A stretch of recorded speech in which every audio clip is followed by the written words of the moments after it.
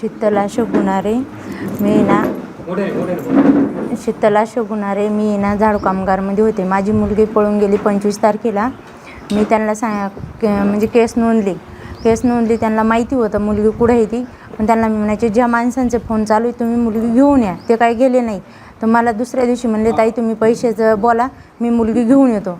मला म्हणे तुम्ही किती पैसे देता? म्हणलं तुम्ही सांगा किती द्यायचे. म्हणे 3 लाख रुपये द्या.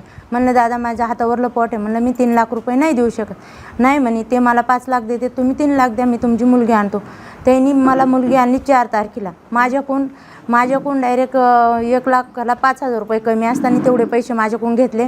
मुलगी 4 तारखेला रात्रीची 1 वाजता आणली. मी शेडेमाळ्यात राहत होते. तिथून आले मुलगी घ्यायला.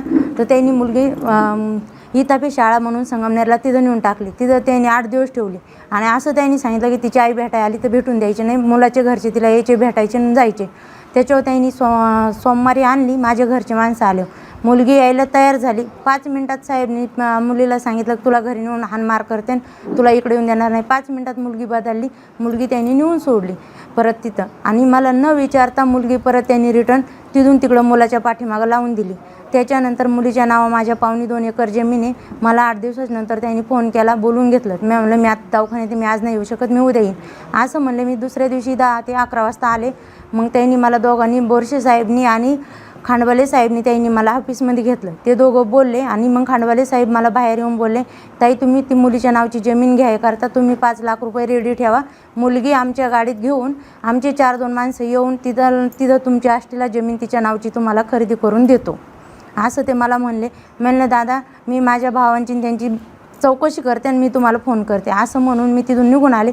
परत मी त्यांना फोन काही केला नाही. फक्त माझी एवढीच विनंती आहे की यांनी मला सगळ्यांनी साथ द्यावा. माझं हाय एवढं मला